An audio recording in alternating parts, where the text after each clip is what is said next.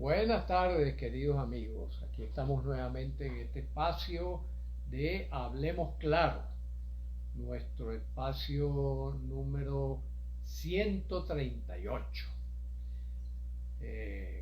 Como es costumbre, se trata de tener la oportunidad de poder conversar, compartir distintos aspectos, opiniones, inquietudes, conocimientos acerca de cómo vivir cada vez mejor y mejor. Estamos acá en vivo, tanto por Facebook por aquí, como por Instagram por acá, ¿ya? Y el tema de hoy que hemos elegido, después que hice una especie de encuesta entre sobre todo las bases de datos que tengo en WhatsApp, y arrojaron más de 80 temas, más de 80 temas para que los vayamos progresivamente abordando. Y un poco reagrupé algunos de ellos y otros, pues viendo la cantidad de coincidencia alrededor de ese número, pues he decidido planificar los próximos en vivo con esos datos que me han pedido, ¿no? Por lo tanto, bueno, uno de los elementos que más se solicitó fue de la familia. La familia como oportunidad de formación, la familia como núcleo básico a partir del cual comienza nuestras posibilidades y oportunidades que vamos a desarrollar a lo largo de la vida.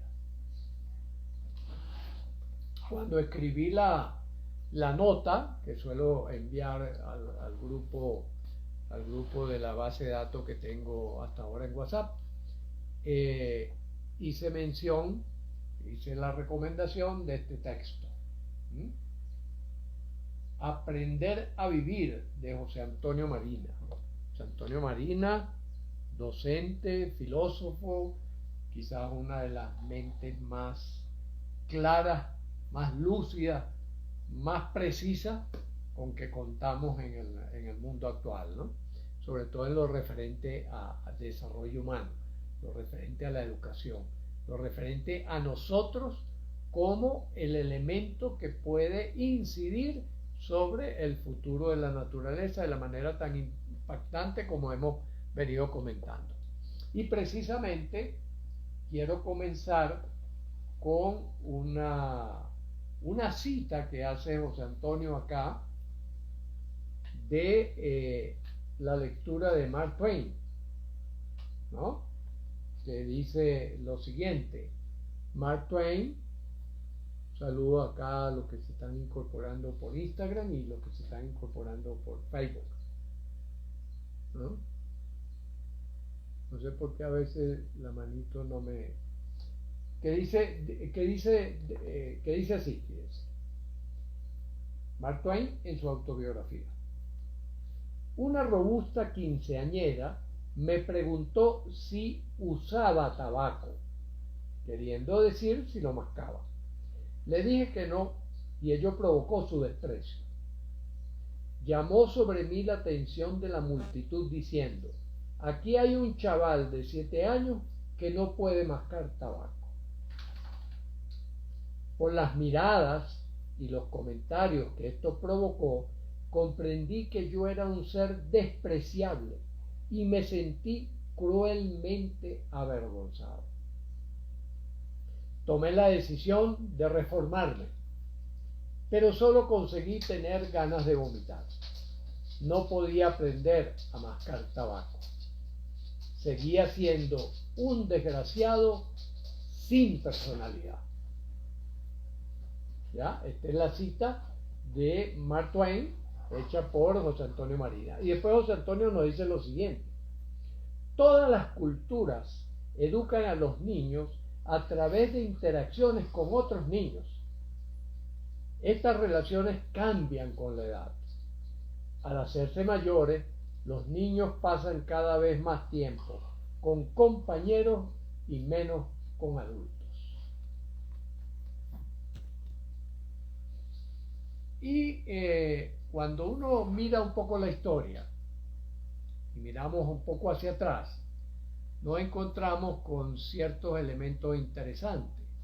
Por ejemplo, a comienzos del siglo pasado, siglo XX, generalmente las familias, cuando todavía, por ejemplo, recién estaba apareciendo la radio, no había televisión, no había WhatsApp, no existía Facebook, no existía Instagram, había un orden jerárquico mucho más respetado que el que hay en la actualidad. ¿A qué me refiero con orden jerárquico?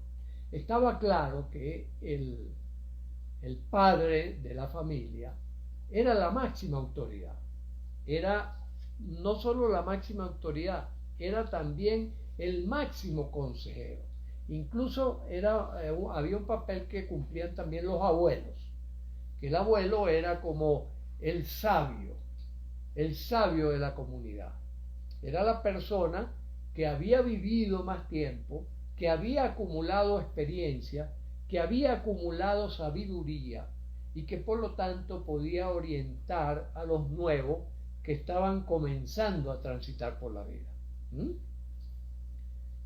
De esa manera, los valores, los criterios para juzgar los comportamientos eran como bastante estrictos, eran muy lineales, eran muy, podríamos decir, muy precisos a la hora de, por ejemplo, emitir un juicio acerca de un comportamiento. Y quién se comportaba bien, quién se comportaba mal. De tal forma que desde pequeños, ya cuando se llegaba a una edad en que se comprendían más o menos las cosas, en que más o menos se tenía una noción de lo que era el espacio, el tiempo, las relaciones humanas, y todo eso tenía que ver también con la dignidad propia, la dignidad de los demás. Como decía Mark Twain acá, ¿verdad?, nos cuenta que la importancia que tenía, por ejemplo, la adolescente sobre él, que tenía 7 años, era como el referente de quién soy yo. Eso continúa siendo válido porque ese es un fenómeno biológico. Ese es un fenómeno biológico, ese es un fenómeno que está anclado en nuestros genes, que nosotros necesitamos referentes, nosotros necesitamos modelos, nosotros necesitamos esas guías fundamentales para construir nuestra propia personalidad. Necesitamos entonces valores, necesitamos creencias, necesitamos criterios, necesitamos competencia que vamos aprendiendo en la medida en que hay alguien que nos los está enseñando. ¿Ya? Y en aquel entonces, en la estructura familiar, una estructura jerárquica, estaba el padre como el determinante de lo que era bueno, de lo que era malo, de lo que era un comportamiento adecuado, de lo que era un comportamiento inadecuado. Y después venía la madre y después venían los hijos. Y el abuelo hacía la función como de el gran consejero, ¿no? Pero también esto, al agruparse familias, al formar sociedades, también entre las distintas familias se iban estableciendo los mismos niveles jerárquicos. Y entonces había quizás un vecino, una vecina, una pareja vecina que mostraban más conocimiento y más referencia en cuanto a todos esos criterios de lo bueno, lo malo, lo justo, lo injusto, lo adecuado, lo inadecuado. Por supuesto, toda la vida ha habido personas que, por ejemplo, han sido rebeldes frente a eso, frente a ese modelo, en general, ese modelo global de jerarquización de las relaciones humanas.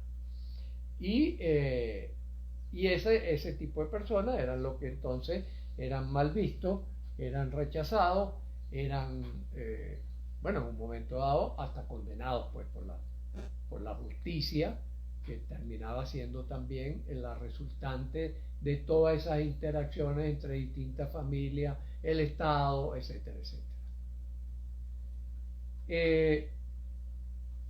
Toda esa estructura entra en caos con la hiperinformación de nuestros tiempos.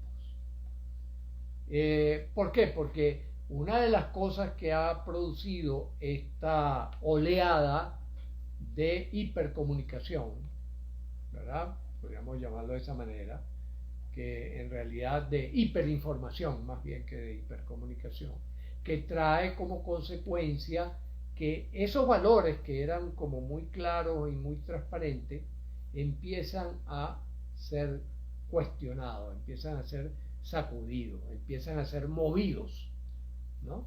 Y al ser movidos, al ser sacudidos, traen como consecuencia que la persona que está empezando a formarse, que la persona que está entrando en la vida, tiene demasiadas fuentes de referencia y demasiados modelos delante que lo que crean es un estado de confusión, que es lo que viene predominando entre los jóvenes a partir, yo diría, a partir de la presencia de Internet fundamentalmente, ¿no? De esta interconexión que hace que podamos estar presentes aun cuando estemos en sitios distintos. Eso un poco es lo que me ha llevado, que lo he dicho en varias oportunidades, a la idea de que ya el planeta es el patio de la casa, ¿no? Es decir, el patio de nuestra casa ya está lleno de, ya rozamos los 8.000 millones de personas allí metidos en la casa de cada uno de nosotros, en la medida en que nosotros nos vamos extendiendo a través de estos sistemas. Que además se fortalece con esta nuevo espíritu de época o este nuevo manera de entender las cosas, que es que el prestigio, la dignidad de la que nos hablaba Mark Twain, la personalidad está directamente relacionada con el número de likes que yo recibo y con el número de seguidores o de miembros del equipo que yo tenga. Creando una cadena de seguidores seguidos que se va realimentando. Y entonces, como nos decía Mark Twain, ¿verdad? Cuando dice,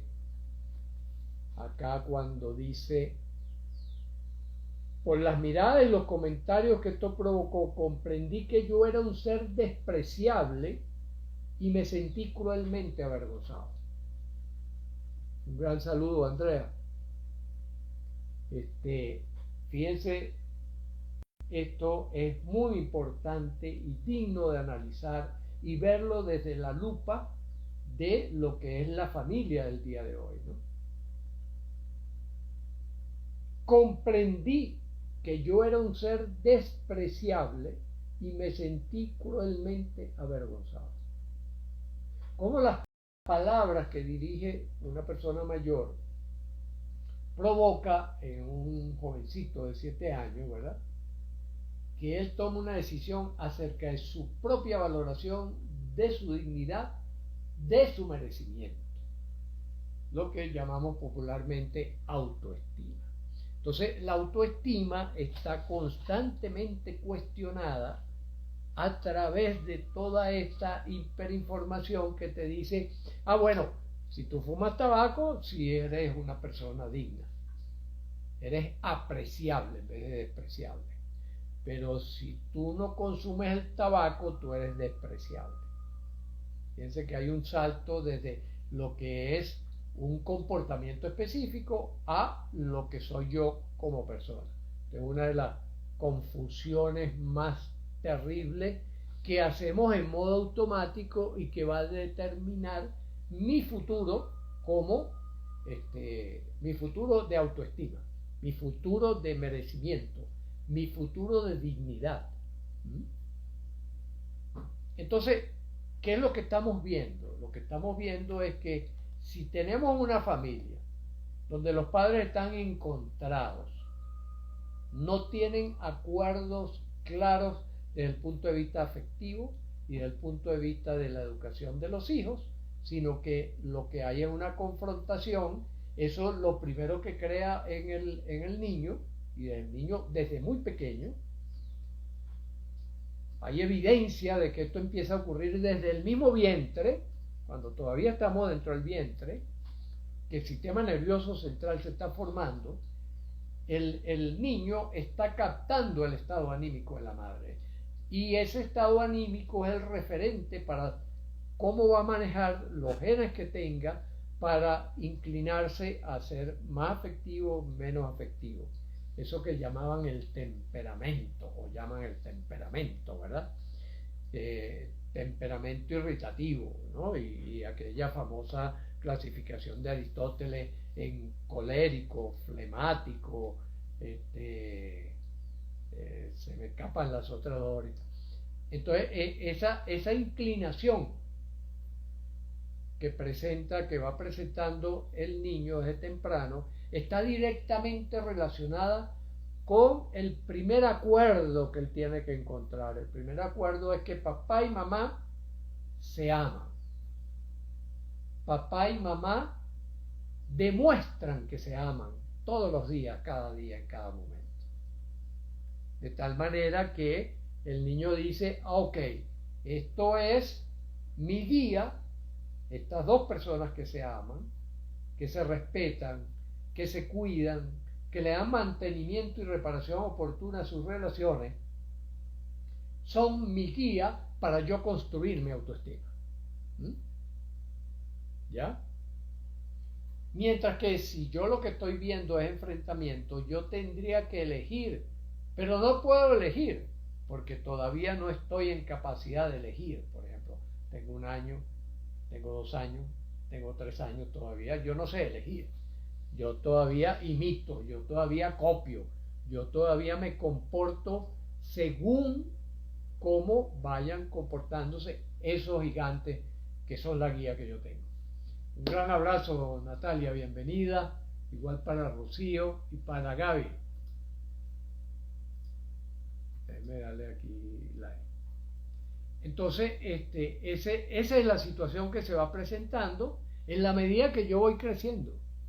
Y si vienen hermanitos, por ejemplo, si yo soy el hermano mayor suele ser el que paga los platos más rotos, o el que paga más platos rotos, ¿no?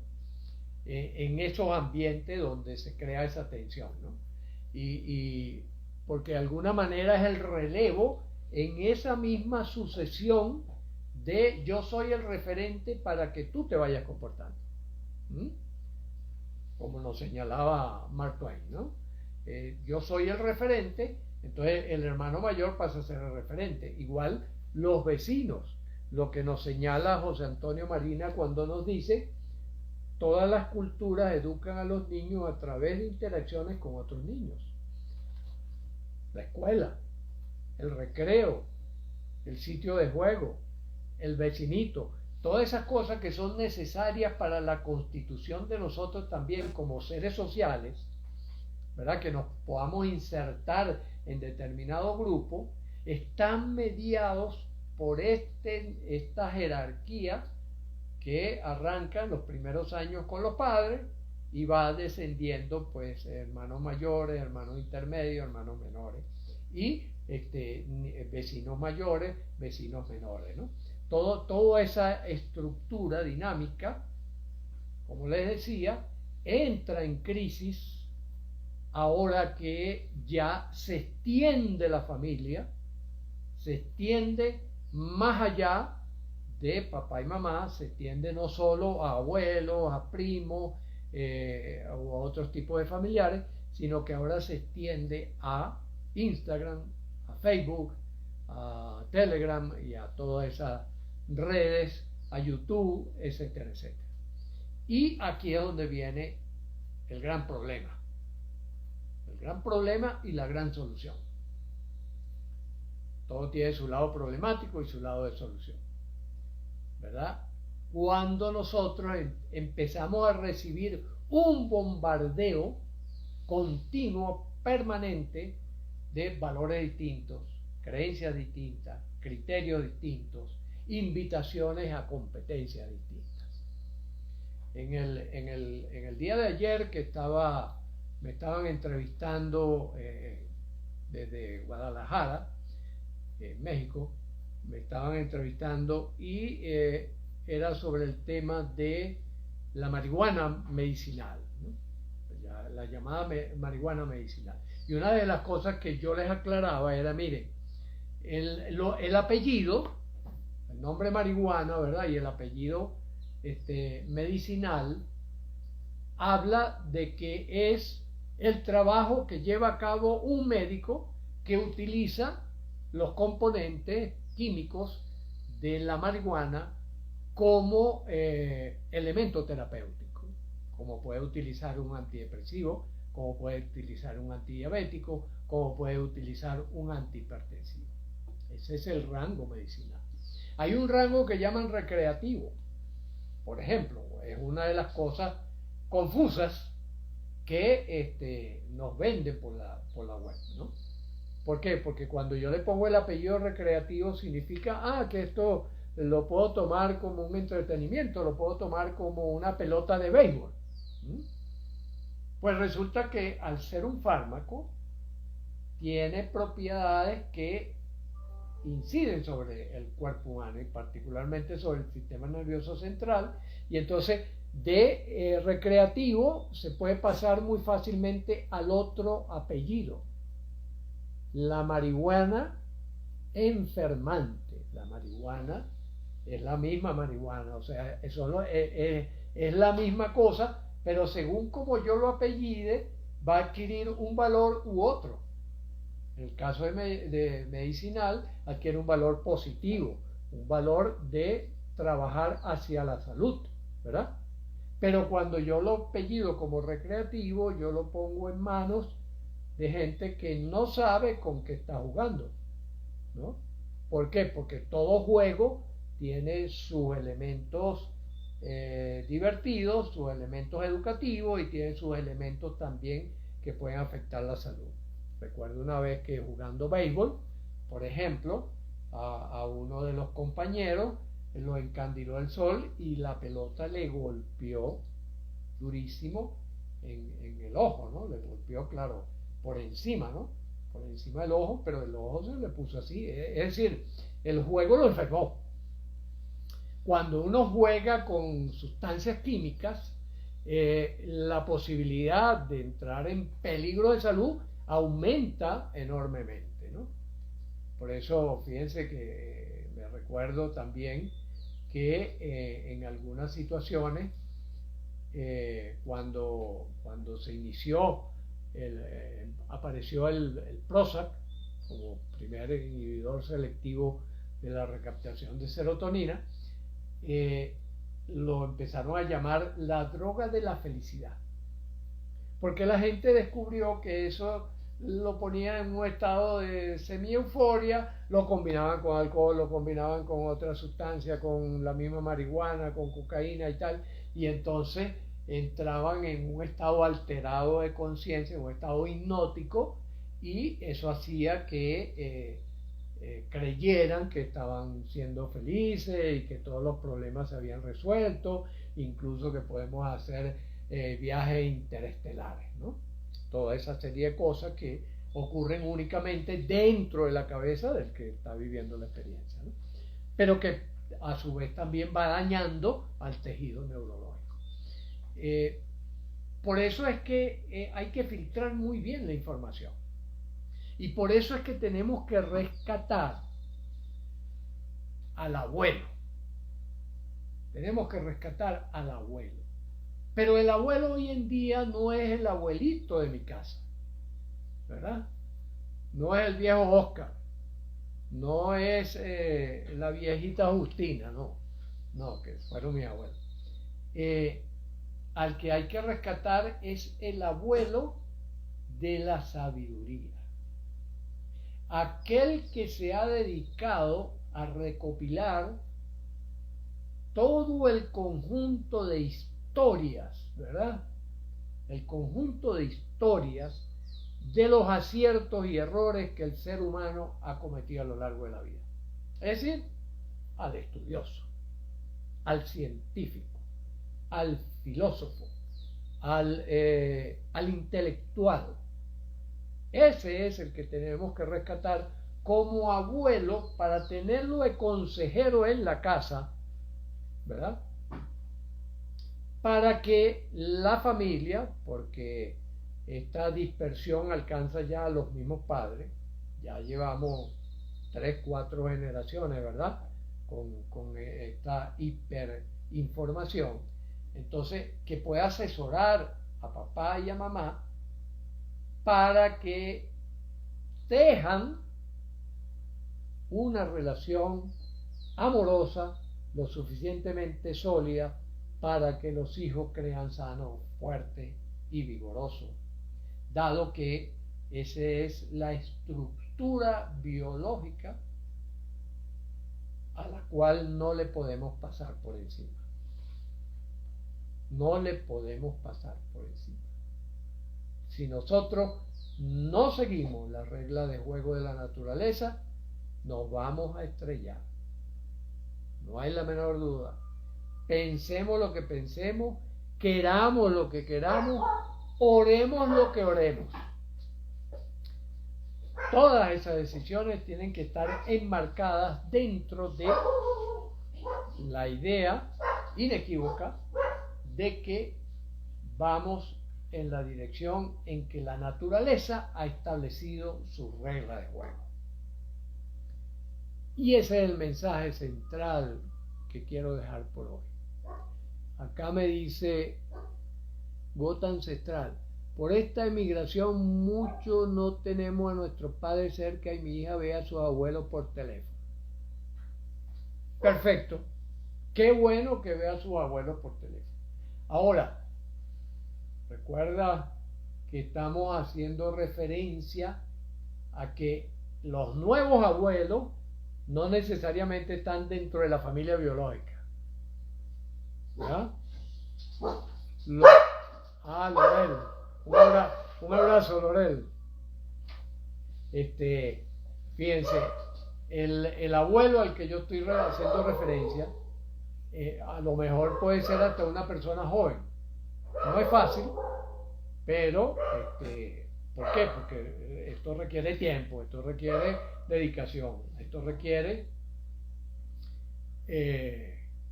atención.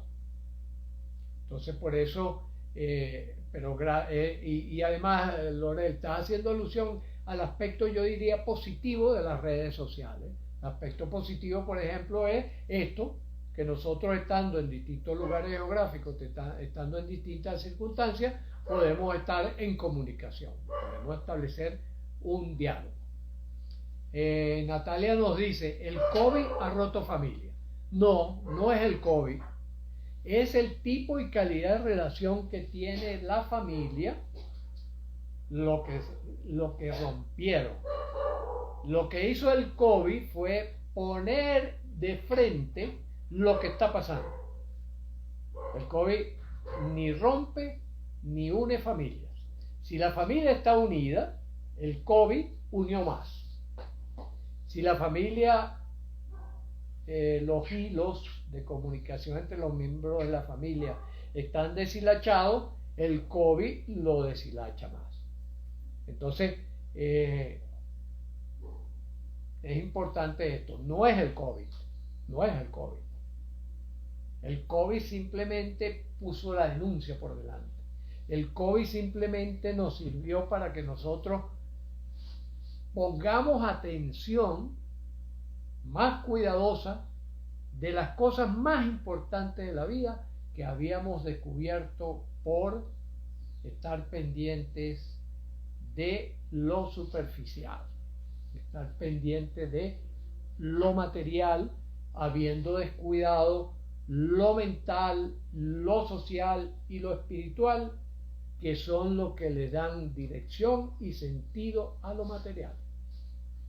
Entonces, la acumulación de dinero, la acumulación de likes, la acumulación de seguidores, la acumulación de poder, es la superficie, podríamos decir, el iceberg de la felicidad. Por lo tanto, es simplemente un cachito en el punto terminal. Así que, mis queridos amigos, en el mensaje final, y les recomiendo ampliamente la lectura de este libro, es extraordinario realmente, es que pongamos atención en lo importante, que filtremos la hiperinformación que nos están enviando por estos aparaticos, ¿verdad?